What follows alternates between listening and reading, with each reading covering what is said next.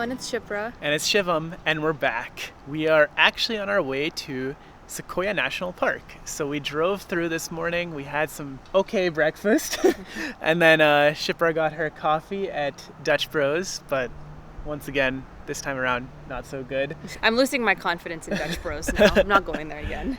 But we are spending the weekend here in the Sequoia National Park and Fresno area to go check out the park, do some hiking, and then tomorrow go for some various different fruit pickings along the way back home. It is actually the weekend after we got married and also the weekend before Shipra's 27th birthday. Yeah. So it's an exciting one. It's going to be a fun adventure this time around.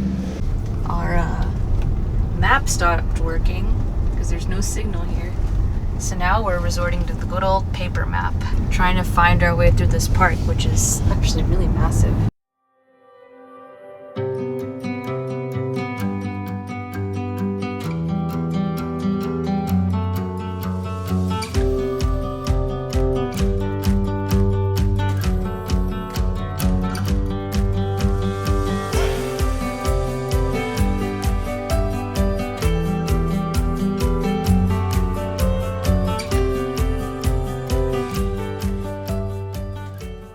Welcome to the land of giants, and apparently a lot of crowds on Memorial Day weekend. So we're on the Sherman tree trail, which is on the way to the General Sherman tree, which is actually the world's largest tree. And we are both a little bit tired now because we are not accommodating well to the lower air here. We're at 7,000 feet.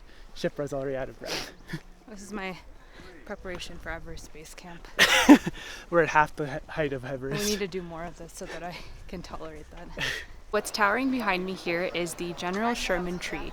So this tree actually has the world record for volume at 1,500 cubic meters. However, it's not the tallest or the widest tree.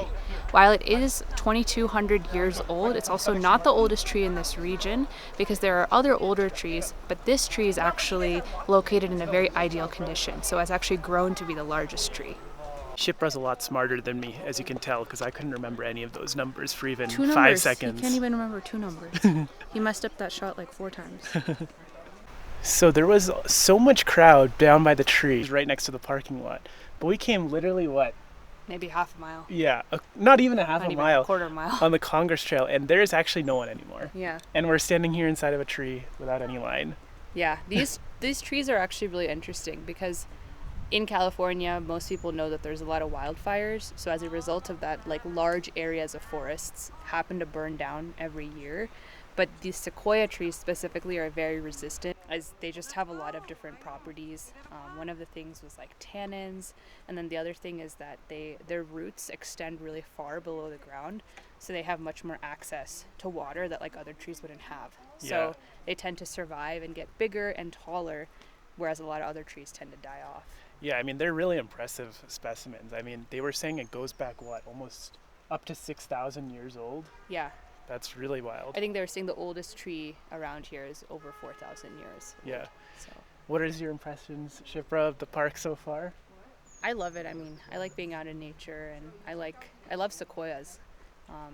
They look really nice. They kind of remind me of redwoods a little bit. Yeah, definitely similar to redwoods. I wonder if some of these trees might actually be redwoods. I'd have to do some research to see. But Yeah, we're not tree experts, but yes.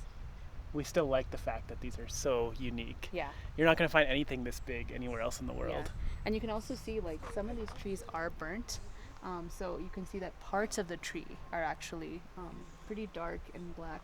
But it seems like that these trees are so big that they get burnt a little bit, but they're still able to sort of be resistant and still keep growing up. Shivam just took a big hit. I took a tumble on this trail. What is this trail called? Moro Rock Trail. Yeah, I got scraped on my knee. My hand is injured. I think I'm okay otherwise. We'll spare the gory details of the blood that was involved. Shipra got scared. I didn't get scared. I cared. Okay. Apparently, helping someone with first aid and making sure that they don't get an infection is called scared. I won't do it again next time, Shivam. Good luck. Shipra, being a plant lover, has found some wildflowers here of interest. These are really beautiful. I don't know what they're called, but I took a picture, so I'll be asking Gemini later. So we're walking on the Moro Rock Trail, and we got to a junction point on the map that actually takes you to the Moro Rock. but it's about 4 miles round trip just to do the loop, and then probably another 2 to 3 miles back to where we parked. And it's already 5 o'clock, so we're thinking that we're gonna hike up to this area called Crescent Meadow. I don't know what there is to see there, but it's a landmark on the map, so we'll go check that out. And then, yeah, we'll head back. On our walk to Crescent Meadow, we've come across an area called the Parker Group. So this is a big grouping of trees here, actually, and you can see they go all the way up. Shipra's lost in their height. So Shipra, would you come back to Sequoia? I would. I mean, it's a pretty short drive from the Bay Area if you live there, or from LA, I guess, if you live there. So good weekend trip. If you're coming, just know this park is massive. I mean, I don't know how it compares to like Yosemite or other parks, but we barely touched the trails on this park, and we were here all day.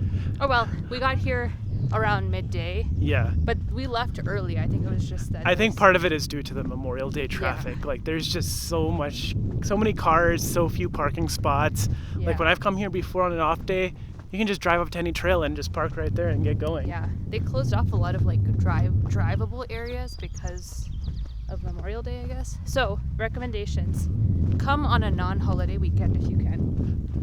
You'll be much happier and be able to make much more out of the day. Come prepared with liquid IV or some electrolytes because it's a lot of walking, and also the altitude is higher here, so if you tend to get nauseous or get altitude sickness like me, hydration is important. So I think that's where bringing that is good. Bring lots of snacks. And then apparently there's a lot of bears in this area. We haven't seen one yet, but while we were driving, someone told us that they saw one. So probably bring some bear spray or at least read about what to do. Because we don't know what to do about bears right now. Because like if I saw a bear right now, I don't know what I would do. I was just telling Shivam, I was like, we're defenseless. We would just die if there was a bear that attacked us. So yeah, we'll come more prepared. Oh, and bring a first aid kit because we didn't. I don't have Band-Aids. I don't have anything. Which is funny because usually I'm like the most prepared on other trips, but I just didn't think much of this trip. So yeah, bring those and you'll be good to go. Yeah, I think overall it's a really good park. I think really like the reason there's so much traffic now is because they've added reservations to Yosemite, which means it's like impossible to go this weekend. So I guess everyone's just overflowing to here because there's no reservations needed, which is kind of unfortunate. People should go to Pinnacles too. Yeah. So we just finished up dinner at a place called Twisted Indian Street Food in Lemoore, and this town is really quiet and there's not a lot of going on. Don't really see a lot of Indian people either. We went to this restaurant, there was really no Indian people in there, but the food was fantastic. We got papri chaat, we got shahi paneer tacos, and then we also got this pistachio lassi, which I've never had before. All 3 items were solid. Like, I kind of want to like drive back here sometime and go here. I think if I went to Sequoia ever again, I would come back. When you fall and hurt your hand and you don't have any Band-Aids, you use a pad on your hand. We'll get you some Band-Aids soon. So today's our last day of the trip. We're heading back home today, but we've got a few things planned on the way. So we stopped at a place called Gulab Indian Bistro. I think this is a pretty highly rated place here.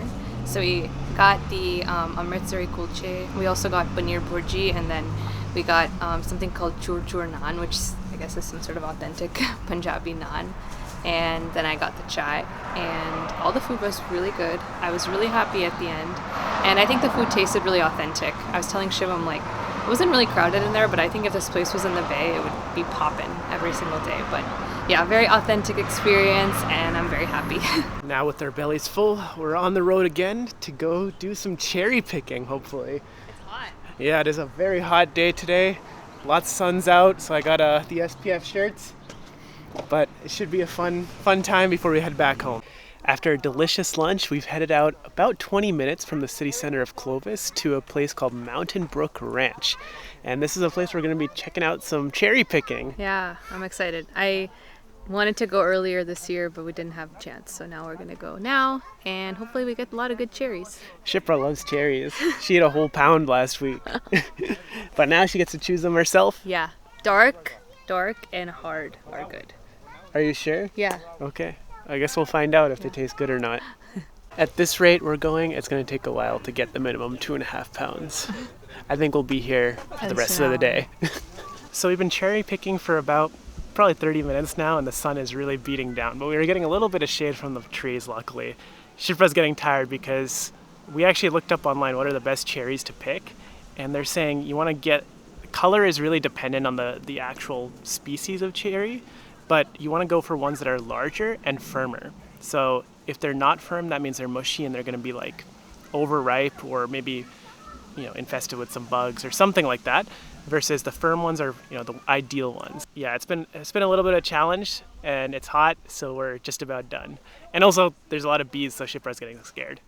So for the last part of our trip before we head back home, we've stopped at the Shinzen Japanese garden. So here they have a lot of different trees, and there's a lake in the middle. It's $5 per adult. If you come as a family, it's $7 for entry. So we're just going to check this out, see what it has to offer, spend some time here, and then head back. Unfortunately, DSLRs are not allowed in the park unless you're paying for a permit for some reason. But regardless, the beauty of the plants is quite good, and it seems pretty well maintained here. Good place for like an engagement shoot or a picnic. Yeah. This garden's actually really serene. There's a lot of good spots to sit down and just enjoy the water, as well as look at a lot of the different plants that are around. There's a lot of interesting bonsai trees that we saw as well. It's getting us a little bit prepared for our trip next year to Japan and Korea. Although I'm not sure what's going to actually be there once we get there. I feel like it's going to be a lot more cities than Japanese gardens. I forgot that there were peacocks in this park too, and we just found one here. I just saw a little blue head and I was like, wait, that's a peacock. So we just wrapped up here at the Fresno Japanese Friendship Garden. It was definitely a very good stop to take. Very serene, lots of good spots for pictures and places to sit down. Definitely a good place to just have a nice picnic if you're here in town. Yeah, I was also surprised by how big it was. Like, I didn't expect as much going into it, but we kept walking. And what's interesting is that the park is actually broken down into different parts. So we missed the sign at the front, but basically, like, they represent the different seasons. So it's really good to take a look at the map so you know what, like, season you're in based on where you're at. And then, yeah, you might also see some peacocks while you're here. We saw one, and it was a pretty calm one. It was just chilling and eating. Yeah, I didn't want people near it, so yeah. We just sat from a distance and observed it. Yeah. But that brings a conclusion to our trip. It was a quick weekend trip, just checking out Sequoia and the Fresno area. It was a fun time with lots of good food, right? I hope Shipra would agree. So good. So now we're going to head back home, and for our next trip is actually going to be after we get married. Yeah. Our wedding ceremony. Well, after we have our wedding. We're already married. After we have our wedding. We'll be headed up to Seattle to check out several national parks in that area, as well as maybe get some more good food. Yeah. Yeah. We'll see you then. Bye.